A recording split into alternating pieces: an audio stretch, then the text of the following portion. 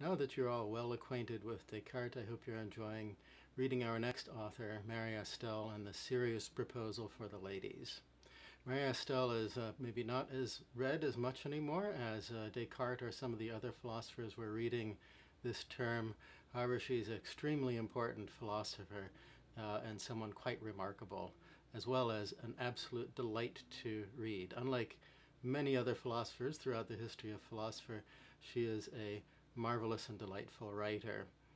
Mary Astell was born November 12, 1666, and like all women of her day and age, received no formal education. This does not mean, however, that there were no educated women in those days. In the case of Mary Astell, she was very fortunate to have an uncle by the name of Ralph Astell, clergyman in the Church of England, suspended because of alcoholism, and starting at the age of 8, her uncle gave her some education and perhaps more importantly, gave her access to his library. A little bit later on in her life, after her mother died when she was about 12 years old, she moved into London and was very fortunate again to come into contact with some other women who were very influential in intellectual circles in London.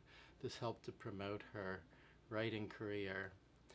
She also became friends with the Archbishop of Canterbury, who gave her both financial support and helped support her writing and publication too. So you've read the Serious Proposal for the Ladies. This is her advocacy for education of women. The claim that women, there's no point in wasting the talents of half of the human population. Women are just as able intellectually as men and ought to be educated. It's staggering to imagine the argument being made so articulately by her in this day and age, and she truly earns the reputation that she has of being the first English feminist. There's much more going on in her writings as well, besides her advocacy for education of women, but that's the main point here in our book. Later on in life, she retired from her public life and founded a charity school for girls, which she ran for some time. She died in 1731. In her very last days, she refused to see any of her friends or acquaintances, but lay alone in her room next to her coffin, contemplating God. So let's take a look at a few of the themes in the text that you've read, and maybe you can detect some more. Of course, the main overarching theme, which she argues for with great acuity and great wit, is that women who were deemed unfit to be educated in her day and age ought to receive education every bit as much as men, and that they were equals of men in their talents. As she writes near the beginning, "Let us learn to pride ourselves in something more excellent than the invention of a fashion, and not entertain such a degrading thought of our own worth as to imagine that our souls were given us only for the service of our bodies, and that the best improvement we can make of these is to attract the eyes of men. We value them too much, and ourselves too little, if we place any part of our desert in their opinion, and don't think ourselves capable of nobler things than the pitiful conquest of some worthless hearts."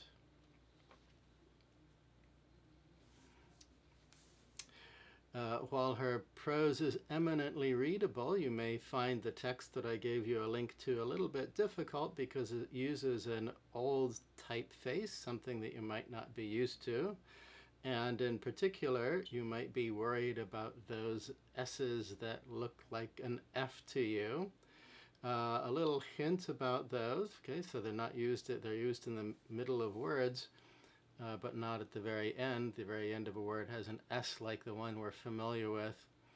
A little hint there, you'll notice that they're not exactly like an F. An F has that bar that runs through it. There's a little protrusion on the left side of the S, but it doesn't go all the way through like an F. If you notice that, then you'll find that in no time you can read the text easily without stumbling over those. Now, if you read through this, as you read through the text, one thing I would really like you to pay close attention to is hints of Cartesianism. Astell knew Descartes, and she was very much a Cartesian. Unlike, if you've noticed, the philosophers that we're reading this semester, all of our rationalists tend to be philosophers from the continent of Europe, whereas our empiricists are philosophers that hail from Great Britain. So Mary Astell is perhaps the exception to that rule here. She's from Great Britain, however, she is very much the rationalist. She follows Descartes in many things, and indeed uses Descartes as a basis for some of her arguments, some of her moral and ethical arguments, something that Descartes himself avoided undertaking. She nevertheless, being perhaps a good Englander, doesn't neglect taking a few digs at the French, especially at women's propensity to follow Parisian fashion rather than worrying about the betterment of their own souls.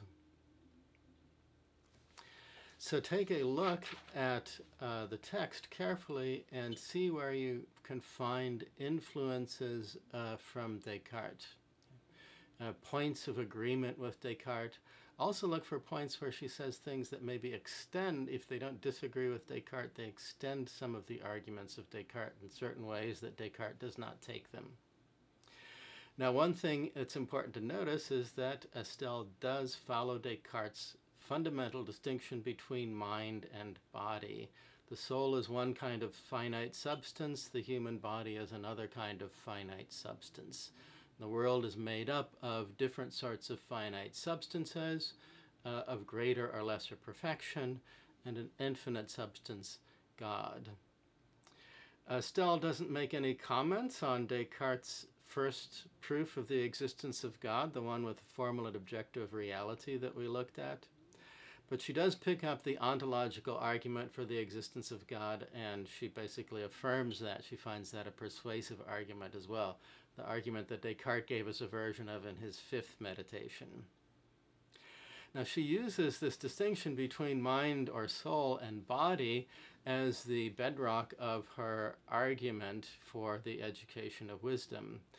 The fundamental essence of the human soul is that the human being is a thinking thing and is a free being as well. Okay, this is the main reason that Descartes was so insistent on drawing such a sharp distinction between soul and body, to be able to argue that the material world, that nature at large is something that follows the laws of physics deterministically, but that the human mind is a free soul, not determined by natural forces and natural causes. And so Astell argues if the essence of being what it is to be a human is to be a thinking thing, that is to say, a thing endowed with this free intellect, then it follows that the only difference between men and women is not something that's at the root of the essence of humanity. The difference is in their bodies. What's the body, though? The body is just this temporary, corruptible machine that our soul sits in. And therefore, there's no fundamental difference in essence between male and female. There's absolutely no reason that men should receive privilege over women in education or in anything else. Okay, so this argument goes throughout. Now, just a couple other things to pick up on as you read through Astell. Notice that besides, while her main focus is indeed on education and on moral questions, she says much about epistemological and metaphysical issues as well. She has a rather more subtle, I think, take on mind and body than Descartes does. First of all, she doesn't distinguish substances as being quite just these three fundamental different things, minds, bodies, and infinite substance, while she admits, following Descartes, that there are sort of gradations of reality in the levels of substance and the limitations that individual substances have, she seems open to there being finer gradations and more of a sweep than more of a number of degrees than Descartes, with just finite body, finite soul, and infinite intellect of God. Also, notice that she answers this mind-body problem that was created by Descartes in a way that is perhaps a little bit more satisfactory than the way that Descartes answers it, even if it also sort of looks like a dodge of the question. Descartes, if you recall, said that the connection of the mind and the body was located in the pineal gland. Okay, this was a gland in the brain, and Descartes couldn't figure out what else it was for, so he decided that this was the seat of the contact between the immaterial soul and material body. Of course, that's no explanation whatsoever. That's just saying that we have this mystery box and something mysterious happens inside of there. So localizing it to that doesn't really give us any explanation of how a free and immaterial soul could affect or be affected by a extended, unthinking material substance. Astell, however, says that there are certain things that the human mind cannot and will never be able to understand, because while our intellects are rational and powerful, they are nevertheless limited. We're not going to be able to understand everything. This is very much in agreement with Descartes. You recall that Descartes used that very argument in order to discount and rule out from any possible human intellectual interest or pursuit all teleological causes, all causes that refer to purpose. So Astell uses that to basically say that this is one of those things that we're not going to ever understand. There's some way in which mind and body are joined. This is beyond our understanding. So it's there. But there is a union. And you'll notice that Astell also actually treats the union of mind and body in the human being as a kind of entity that's really distinct from the finite soul and from the finite body. The union of mind and body are something that's somehow different. It's another kind of entity. And we see here maybe a little bit more sensitivity to our own experience. You recall how Descartes wants to treat the body as essentially a part of the external world. So my relationship to my own body is really no different than my relationship to an inanimate object somewhere outside of me. I look at it as something, it's just some material thing that I can look at, with my perception and my mind. But Astell recognizes that our relationship to our own body is something very different than our relationship to other bodies, be they animate or inanimate. So this is a different kind of thing. So look for those passages where she talks about that. Astell says at one point, contemplation requires a governable body, a sedate and steady mind, and the body and the mind do so reciprocally influence each other that we can scarce keep the one in tune if the other be out of it. Astell does follow Descartes completely in his account of error. Error is due to the will, the fact that we have a limited intellect but an unlimited will, and it's the role of the will in desiring to come to conclusions, to advance to discoveries, the will that pushes us on and that causes us to assent to things and to believe them when we don't have adequate evidence. So again, like Descartes, she says that error could be avoided. Now we saw that Descartes was very strict on what he wanted to admit as possible knowledge. Knowledge had to be only a priori, and it had to be on certain foundations, and we could only admit what we could regard as something that we clearly and distinctly perceive. That is to say, only things where there's absolutely no room whatsoever for doubt, where we are 100% certain and it's impossible to be mistaken about anything whatsoever. Now, Astell distinguishes several different types of knowledge, and not all types of knowledge have the same level of certainty. This again shows some sensitivity to her account of what goes into belief in the first place, an account that she actually shares with Descartes. So Astell tells us that there are 4 types of knowledge altogether: faith, science, opinion, and intuition. So intuition is a kind of a direct knowledge into things, and intuition is something that we can have of first principles.